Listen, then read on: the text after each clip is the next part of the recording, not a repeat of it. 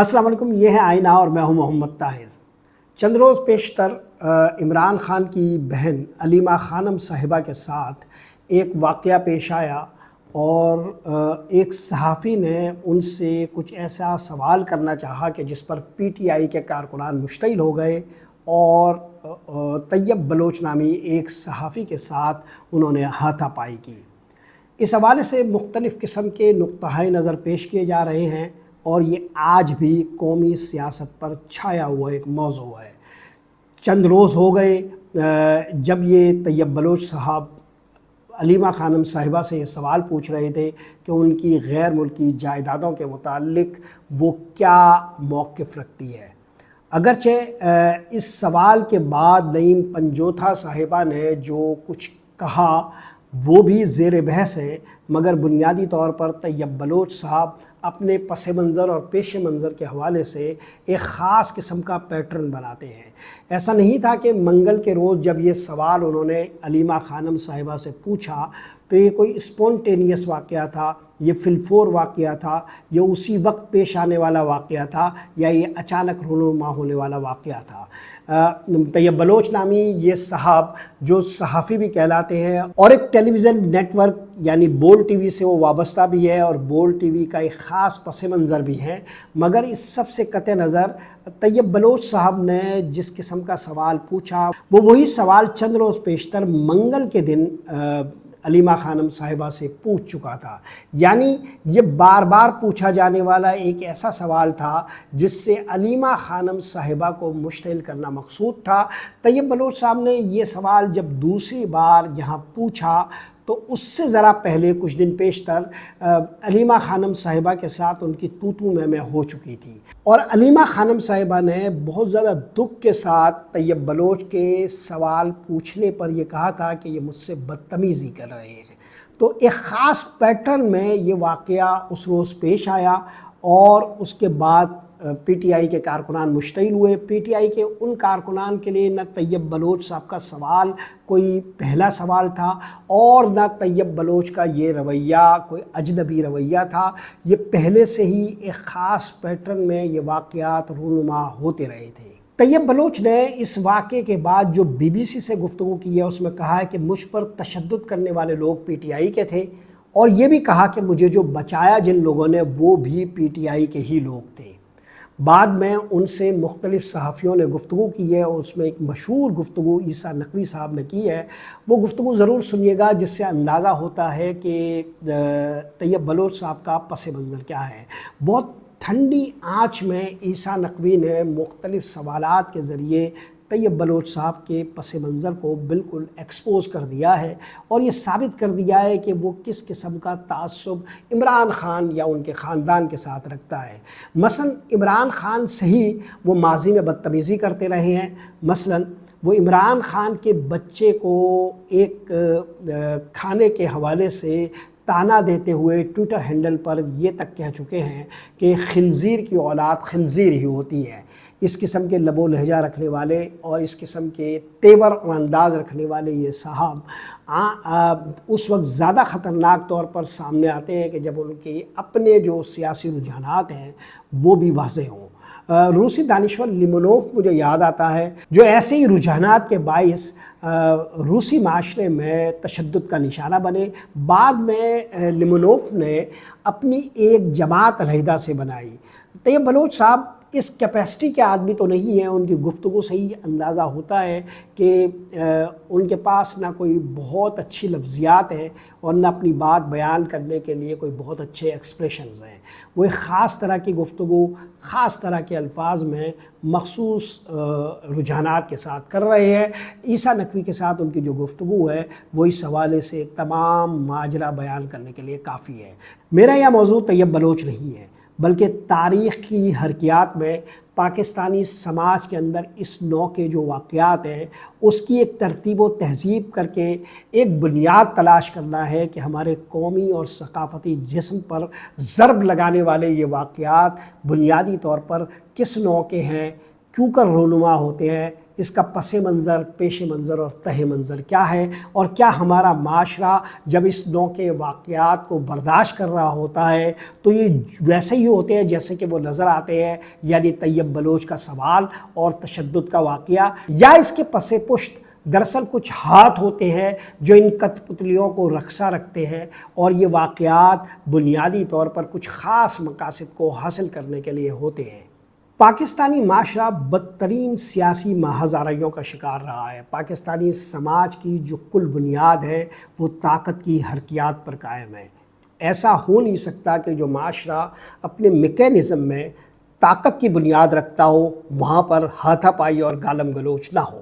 ہاتھا پائی اور گالم گلوچ کے واقعات طاقت کی بنیاد پر قائم معاشرے اور سیاسی مقاصد کو حاصل کرنے کے لیے انگلیوں کو ٹیڑھا رکھنے کی ایک روش میں لازمی واقعات ہوتے ہیں، یہ رونما ہوتے ہی ہیں۔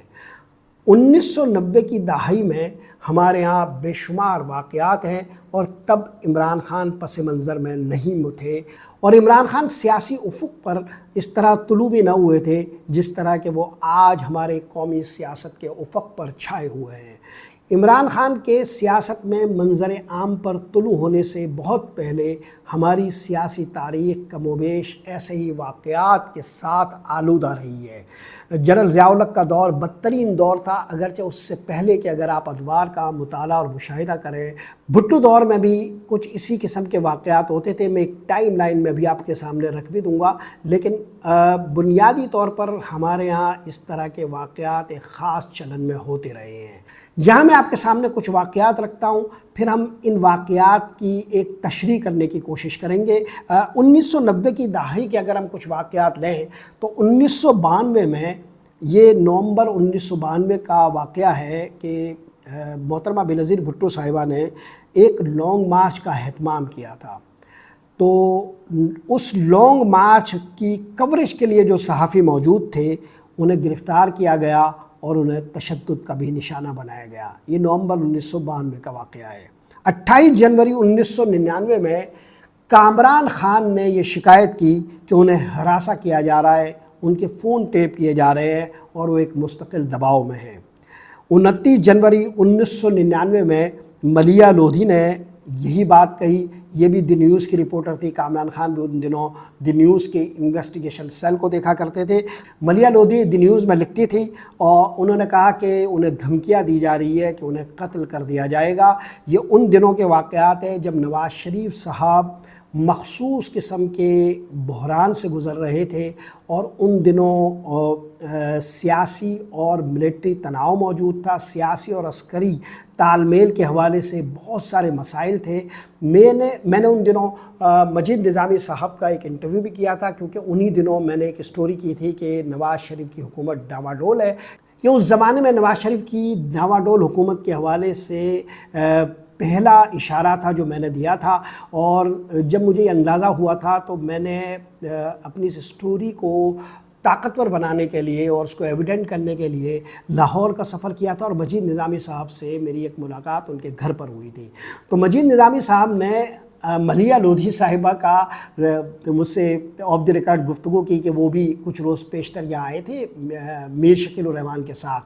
میر شکیل الرحمان کا تنازع چل رہا تھا ان دنوں میاں نواز شریف صاحب کے ساتھ۔ جس طرح انہوں نے تذکرہ کیا تھا کہ میر شکیل الرحمان کا سر ملیحہ لودھی صاحبہ کی گود میں تھا، اور وہ کم و بیش ان کے رحم و کرم پر تھے، اور ملیحہ لودھی صاحبہ ان کو ٹیبلٹس نکال کے کھلا رہی تھی۔ تو خیر مجید نظامی صاحب ان دنوں بہت طاقتور تھے، میاں صاحب نواز شریف صاحب انہیں انکل کہتے تھے، اور ظاہر ہے اس فیملی کا ایک خاص تعلق تھا نوائبہ گروپ سے۔ تو یہ جو ان دنوں صحافی بہت زیادہ جو ابتری کے شکار تھے، بہت زیادہ پریشانی کے شکار تھے، اور بہت زیادہ خوف اور دھمکیوں کے ماحول میں رہتے تھے، جنگ گروپ پورا جو ہے وہ ان دنوں کرائسس میں تھا۔ تو 1999 کے یہ واقعات میں آپ کے سامنے رکھ رہا ہوں۔ فروری 1999 میں جنگ گروپ کے کئی سینئر صحافی تھے جو یہ کہہ رہے تھے کہ ہمیں بلیک لسٹ کیا جا رہا ہے، ان پر ٹیکس کیسز بنائے جا رہے تھے، ان کے اکاؤنٹس منجمد ہو رہے تھے، اور خود جنگ گروپ کے نیوز پرنٹس کی بندش کا مسئلہ ہو گیا تھا۔ 2 اپریل 1999 کو रहमत शाह आफरीदी जो फ्रंटियर पोस्ट के नाशिर थे, पब्लिशर थे, चीफ एडिटर थे, उन पर मंशियात का इल्ज़ाम लगाया गया और उन पर कुछ और भी इल्ज़ामात लगाए गए, सियासी इल्ज़ामात भी उन पर थे और वो भी नवाज़ शरीफ के दौर में परेशानियों का शिकार हुए, गिरफ़्तार भी हुए। 2 से 4 मई 1999 के दरमियान M.A. लोधी साहब थे जिनको बाकायदा हिरासत में रखा गया। 4 मई 1999 को हुसैन हक्कानी साहब ज़ेर हिरासत रहे, FIA ने उन्हें गिरफ़्तार कर लिया था और उन्होंने ये कहा था कि उनके साथ बदसलूकी हुई है। अदालत में वो थे, जजेज़ उनका मजाक उड़ा रहे थे कि किस किस्म की बदसलूकी हुई, तो उन्होंने कमोबेश अपने कपड़े उतारने की कोशिश की थी अपनी बदसलूकी दिखाने के लिए। हुसैन हक्कानी उन दिनों फ्राइडे टाइम्स और जंग के लिए लिखते थे। फ्राइडे टाइम्स के चीफ एडिटर नजम सेठी साहब भी उन्हीं दिनों मसाइल का शिकार हुए और उनके घर पर छापा पड़ा, तशद्दुद हुआ, 1 माह तक वो हिरासत में रहे। ये 8 मई 1999 का वाक़या है। 13 मई 1999 को अखबार उनका ज़ब्त हुआ, हुकूमत ने अपनी तहवील में ले लिया। तो ये वाक़यात नवाज़ शरीफ के एक दौर से मुताल्लिक़ है। फिर 2013 और 17 के जो वाक़यात हैं उनमें आपको मालूम ही है कि हामिद मीर पर कराची में कातलाना हमला हुआ। इस पूरे हमले का सियाक़ व सबाक़ मुख्तलिफ है, मैं बाद में इस पर बात करूँगा। 6 जून 2014 को जियो ग्रुप पर पाबंदी लगी और पाकिस्तान के बेशतर TV चैनल्स मुख्तलिफ मसाइल के शिकार हुए। इन वाक़यात को ज़िक्र करते हुए जो मेरा मकसूद है वो ये कि तैयब बलोच का वाक़या कोई अनोखा वाक़या नहीं है। इस किस्म के वाक़यात रूनुमा होते रहे हैं और मुनज़्ज़म तौर पर सरकारी सरपरस्ती में ये काम होते रहे हैं। इस हवाले से जो सबसे ज़्यादा सलाहियत है वो पीपल्स पार्टी में और PMLN में, नवाज़ लीग और पीपल्स पार्टी ने इस किस्म के वाक़यात को बहुत मुनज़्ज़म रखा है। माजी की तारीख़ में बेशुमार ऐसे वाक़यात हैं कि जिसमें ये एक दूसरे के ख़िलाफ़ इसी तरह की हरकतों को मुनज़्ज़म करते रहे हैं। अगरचे हमारे यहाँ सोशल मीडिया के मौजूदा दौर में ये कभी तौर पर कहा जाता है कि PTI ने एक गाली गलोच और मार धाड़ का कल्चर हमारे यहाँ मुतारिफ़ कराया है, लेकिन गाली गलोच और मार धाड़ का ये कल्चर हमारी तारीख़ का इमरान खान की सियासत से बहुत पहले से हिस्सा रहा है। हमारे कौमी वजूद पर इन वाक़यात के गहरे घाव हैं जिसने हमारी सियासत के अंदर तासुबात के कई रंग पैदा किए हैं। ऐसा नहीं है कि इमरान खान के बाद ये सब कुछ शुरू हुआ है, इमरान खान से बहुत पहले ये वाक़यात रहे हैं। अगरचे सोशल मीडिया के इस दौर में जो शिद्दत महसूस की गई वो बहुत ज़्यादा है, लेकिन मैं आपको यहाँ पर ज़बानी कलामी जो हमले हैं उससे बढ़कर जिस्मानी हमलों तक जाने की जो एक रिवायत रही है हमारे यहाँ, उसकी एक टाइम लाइन आपके सामने रखना चाहता हूँ। मार्च 1989 में बेनज़ीर भुट्टो साहिबा वज़ीर आज़म थी, लाहौर की एक तकरीब में शरीक थी और उन पर स्याही फेंकी गई। तब इमरान खान का हमारी सियासत में कोई अमल दखल नहीं था। जून 1999 में लंदन में साबिक वज़ीर आज़म नवाज़ शरीफ पर अंडे और जूते फेंके गए। लंदन में नवाज़ शरीफ के साथ जो सलूक अभी हो रहा है वो कोई नया नहीं है। ये पीपल्स पार्टी और PMLN के दरमियान जो तनाज़े की एक तारीख़ है उसका हिस्सा रहा है और लंदन में ये वाक़यात जून 1999 में भी होते रहे हैं। तब हमारी सियासत में परवेज़ मुशर्रफ की सियासत का एक अमल दखल भी हो गया था और परवेज़ मुशर्रफ का एक तासुब भी मौजूद था। बहरहाल जून 1999 में लंदन में नवाज़ शरीफ पर न सिर्फ अंडे फेंके गए बल्कि जूता भी फेंका गया। 2001 से 2007 के दरमियान परवेज़ मुशर्रफ के बैरून मुल्क दौरों पर उनके साथ भी यही हुआ, उन पर भी अंडे फेंके गए, उन पर भी जूते फेंके गए। 11 मार्च 2018 को लाहौर की जामे नईमिया में नवाज़ शरीफ पर जूता फेंका गया। इमरान खान हमारी फ़ाल सियासत का हिस्सा बन गए थे, लेकिन जामे नईमिया लाहौर में जो उन पर जूता फेंका गया उसका पस मंज़र तहरीक लब्बैक का था। हमारे कौमी सियासत में कुछ ऐसे मौज़ूआत थे तौहीन रिसालत के हवाले से और कुछ ऐसे वाक़यात थे जिसके बाद नवाज़ शरीफ के ख़िलाफ़ एक नफ़रत लाहौर के मजहबी हलकों में पैदा हुई। आप अच्छी तरह जानते हैं कि नवाज़ शरीफ साहब और उनके ख़ानदान का जो पस मंज़र है वो सुन्नी मसलक میں بریلوی مکتبہ فکر سے تھا، اتفاق فونڈی کی جو مسجد تھی اس میں ڈاکٹر طاہر القادری طویل عرصے تک امام رہے ہیں، اور جامع نعیمیہ سے ان کا ایک ہمیشہ سے فکری تعلق رہا ہے اور سیاسی تعلق بھی رہا ہے۔ تو جامع نعیمیہ لاہور میں ریئیکشن آیا اور یہ رد عمل جوتا باری تک پھیلا۔ نواز شریف صاحب پر جامع نعیمیہ میں 11 مارچ 2018 کو جوتا پھینکا گیا۔ 12 مارچ 2018 کو ہمارے مشہور خواجہ آصف صاحب، تب وہ وزیر خارجہ تھے، سیالکوٹ میں سیاہی پھینکی گئی۔ مارچ 2018 میں ہی ایک جلسے میں عمران خان پر بھی جوتا پھینکا گیا، وہ خطا ہو گیا، ان تک نہیں پہنچ سکا۔ 19 جولائی 2021 میں آزاد کشمیر کی انتخابی مہم کے دوران مریم نواز پر پانی کی بوتل پھینکی گئی، اور 5 ستمبر 2025 کو پھر وہ واقعہ ہوا کہ جب عمران خان کی بہن پر انڈا پھینکا گیا۔ مارچ 1989 سے 2025 میں محترمہ علیمہ خانم صاحبہ پر انڈا پھینکے جانے کے واقعات تک میں نے کچھ سلیکٹیو واقعات آپ کے سامنے پیش کیے ہیں، اور بھی متعدد واقعات ہوئے ہیں، لیکن ہماری جو تاریخ ہے وہ زبانی کلامی جو حملے ہوئے ہیں اس سے بھری ہوئی ہیں، اور ان زبانی کلامی حملوں نے ہماری تاریخ کے اندر ایسا زہر گھول دیا ہے کہ ہماری سیاست کے شب و روز کبھی بھی شائستہ اور قابل قبول سیاست کی راہ ہموار کرنے کے قابل نہیں رہے۔ اگر آپ کردار کشی اور زبانی کلامی حملوں کی ایک ٹائم لائن مرتب کرنا چاہیں تو کچھ واقعات میں آپ کی خدمت میں پیش کیے دیتا ہوں۔ 1985 اور 88 کے درمیان ہماری سیاسی تاریخ کا ماحول سب سے زیادہ گدلا رہا، اور یہ دور جنرل ضیاء الحق کا دور تھا۔ اس دور میں اپوزیشن رہنما محترمہ بے نظیر بھٹو صاحبہ کے خلاف طرح طرح کے الزامات گھڑے گئے، وضع کیے گئے، اور بدقسمتی سے بدترین نازیبا زبان بے نظیر بھٹو صاحبہ کے خلاف استعمال ہوئی۔ یہ جو دور تھا اس میں زیادہ جو حصہ تھا وہ ان صحافیوں نے لیا اس کھیل میں بے نظیر بھٹو صاحبہ کے خلاف، جو اسلام پسند صحافی کہلاتے تھے، جو بنیادی طور پر نظریاتی تقسیم میں دائیں بازو کی شناخت رکھتے تھے۔ ان لوگوں نے محترمہ بے نظیر بھٹو صاحبہ کے خلاف بدترین زبان استعمال کی، نازیبا الفاظ استعمال کیے۔ اکتوبر 1988 میں انتخابی مہم کے دوران بے نظیر بھٹو کے خلاف توہین آمیز ہینڈ بلز جہاز سے گرائے گئے۔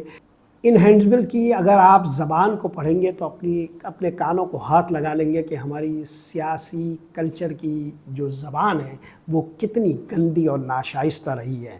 1988 اور 89 میں شیخ رشید صاحب تھے جنہیں میاں نواز شریف صاحب نے بے نظیر بھٹو کے خلاف بدترین طریقے سے استعمال کیا۔ شیخ رشید نے بے نظیر کے خلاف جو تضحیک آمیز الفاظ قومی اسمبلی سے لے کر سیاسی جلسوں تک استعمال کیے وہ ہماری تاریخ کا بدترین باب ہے۔ شیخ رشید صاحب نے بے نظیر صاحبہ کے لیے ایسے الفاظ استعمال کیے جس کو دہرانا بھی پسند نہیں کیا جاتا۔ افسوسناک طور پر پی ایم ایل این نے جو زبان اور لب و لہجہ بے نظیر کے خلاف استعمال کیا، بلاول بھٹو تک آتے آتے یہ خاندان اس پوری زبان کو اور اس پوری تاریخ کو فراموش کر گیا۔ 1990 سے 1993 تک نواز شریف کے پہلے دور حکومت میں مخالفین کے خلاف باقاعدہ مہمات ترتیب دی جاتی رہی، اور یہ ایک نہیں تھی اور کسی ایک کے خلاف نہیں تھی، کئی ایک تھی، متعدد لوگوں کے خلاف یہ مہمات چلتی رہی۔ 2001 سے 2007 تک پرویز مشرف کا دور بھی بدترین اس معاملے میں رہا۔ میڈیا ٹرائلز ہوئے، انہوں نے اپنے مخالفین کے خلاف کروائے، اور کردار کشی کی مہمات عروج پر رہی۔ بدقسمتی سے عوام، قارئین اور ٹی وی کے ناظرین ان الزامات کو قبول کرتے رہے، گوارا کرتے رہے، اور ان الزامات پر اپنے سیاسی موقف تشکیل دیتے رہے۔ آج بھی ہماری بہت ساری سیاسی جماعتوں اور اسلام پسند جماعتوں کے کارکنان کا جو موقف بھی ہے وہ انہی سیاسی مہمات میں ترتیب دیا ہوا موقف ہے، اور ان تعصبات سے وہ تجزیاتی طور پر اپنے ذہنوں کو باہر نکالنے کے لیے تیار نہیں ہیں، ابھی بھی ان تعصبات کے شکار ہے۔ 2012 اور 17 میں مریم نواز اور پی پی کی خواتین رہنماؤں کے خلاف اس قسم کی مہمات رہی، اور 2020 سے 2022 تک کا یہ وہ عرصہ ہے کہ جس میں سوشل میڈیا مہمات چلی، مخالف رہنماؤں کے خلاف گالی گلوچ کی مہمات رہی، اور اس میں یہ وہ دور ہے کہ جس میں پی ٹی آئی اور عمران خان کے جو قریبی حلقے تھے وہ سب سے زیادہ ملوث رہے۔ لیکن یہ وہ دور ہے کہ جس میں عمران خان کے سوشل میڈیا ہینڈلرز نے سب سے زیادہ حصہ لیا، مگر یہ صرف عمران خان کے ساتھ مخصوص نہیں ہے، کئی حلقوں اور کئی گروہوں اور کئی سیاسی جماعتوں نے اسی طرح کے اپنے حلقے بنائے اور وہ متحرک رہے اور ایک دوسرے کے خلاف کردار کشی کی مہمات کا حصہ بنے رہے۔ الغرض پاکستانی سیاست میں مکالمے کے بجائے تضحیک آمیز رویہ رکھنے، گالی گلوچ اور ہاتھا پائی کا جو کلچر ہے وہ 3 دہائیوں سے بھی پرانا ہے۔ ذوالفقار علی بھٹو کے دور میں بھی اسی قسم کے واقعات رونما ہوتے تھے، مخالفین پر انڈوں کی بارش ہوتی تھی، ٹماٹر پھینکے جاتے تھے۔ پیپلز پارٹی کا یہ جو دور تھا یہ اسی طرح کی ثقافت کا حصہ رہا ہے، اور بعد میں نواز شریف اور جنرل ضیاء الحق کے جو ادوار آتے رہے ہیں اس میں بھی مخالفین کے ساتھ یہی ہوتا رہا ہے۔ پرویز مشرف صاحب کے دور میں بھی یہی ہوا، اور اس کے بعد جو عمران خان کا دور تھا وہ بھی کسی حد تک اسی طرح کا تھا، مگر پی ٹی آئی کا جو رویہ زیادہ سخت گیر ہوا وہ بعد کا تھا جب عمران خان کو اقتدار سے بے دخل کر دیا گیا۔ ہمارے ہاں یہ جو کلچر ہے اس میں 2-3 بڑے پہلو ہیں، وہ میں جلدی آپ کے سامنے رکھ دوں۔ پہلا تو یہ ہے کہ 1980 سے جو 90 کی دہائی تک اور 2000 کی دہائی تک جو واقعات ہوئے ہیں ان میں ایک بڑا مسئلہ جو تھا وہ سیاسی اور عسکری توازن کا مسئلہ تھا۔ سیاسی اور عسکری طور پر عدم توازن ہونے کے باعث یا ان دونوں کا آپس میں ایک دوسرے کو فریق کے طور پر دیکھنے کے باعث یہ واقعات رونما ہوتے تھے، اور کبھی یہ پتہ بھی نہیں چلتا تھا کہ حکومت کس کی ہے اور یہ جو حرکتیں ہو رہی ہے یہ کون کر رہا ہے۔ تو ایک پہلو یہ ہے، اگر یہ ناانصافی ہوگی کہ اگر ہم ایک دور میں ہونے والے واقعات کو اس دور سے مخصوص کر دیں، اس دور کے جو وزیر اعظم ہیں انہی پر اس کا الزام لگا دیں۔ کھیل ہوتا تھا، کٹ پتلیاں رقصہ ہوتی تھی، اور ایک دوسرے کی چھتری کا فائدہ اٹھا کر مختلف قسم کی حرکتیں ہوتی تھیں۔ مگر جب شہباز شریف کا دور آیا اور پی ڈی ایم نے حکومت سنبھالی اس کے بعد یہ تفریق تقریباً ختم ہو گئی تھی۔ حکومت اور عسکری حلقوں کے یکجان ہونے کے باعث جو واقعات رونما ہو رہے تھے ان میں کوئی بھی شخص بری الذمہ نہیں ہو پا رہا تھا، بلکہ ایسا ہوتا رہا کہ سیاسی جماعتیں جو حکومت میں تھی وہ نجی حلقوں میں ان واقعات سے خود کو بری الذمہ کرتی رہی اور یہ کہتی رہی کہ ہمارا اس میں کوئی ہاتھ نہیں ہے، یعنی وہ جس اتحادی حکومت کا حصہ تھے اس اتحادی حکومت کا بوجھ اٹھانے کو تیار نہیں تھی وہ جماعتیں، تو نجی حلقوں میں اپنی وضاحتیں کرتی رہی۔ ہمارے ہاں مختلف قسم کے کھیل ہوتے رہتے ہیں۔ نواز شریف کا دور اس حوالے سے بدترین رہا ہے، اور کوئی ایسا واقعہ نہیں ہے جو کسی اور نے کیا ہو اور اس کی تاریخ یا اس سے ملتا جلتا واقعہ نواز شریف کے کسی دور سے ہمیں نہ مل جاتا ہو۔ سارے جو واقعات ہیں لچرپن کے، سارے جو واقعات ہیں مار کٹائی کے، سارے جو واقعات ہیں گالم گلوچ کے، اس کی سرپرستی نواز شریف صاحب نے سرکاری طور پر کی ہے، اور اس سے یہ تاریخ بھری ہوئی ہے۔ طیب بلوچ کا جو واقعہ ہے وہ کوئی انوکھا واقعہ نہیں ہے، یہ ہماری گدلی گندی غلیظ تاریخ کا ایک تسلسل ہے، اور اسی میں رونما ایک واقعہ ہے۔ اسی طرح کی سیاسی ثقافت نے ہمارے مزاج اور تیور اس طرح کے پیدا کیے ہیں۔ بدقسمتی سے ہم اسے ایک خاص طرح سے، ایک خاص زاویے سے لینے کے عادی ہو گئے ہیں، لہٰذا اس واقعے کی تعبیر اور توجیہ ایک خاص طرح سے ہو رہی ہے۔ یہ بھی ہماری پروپیگنڈا مہم کی جو سیاسی تاریخ ہے اس کا ایک حصہ ہے۔ آج کے لیے یہی کچھ۔ محمد طاہر کو اجازت دیجیے۔ اللہ نگہبان۔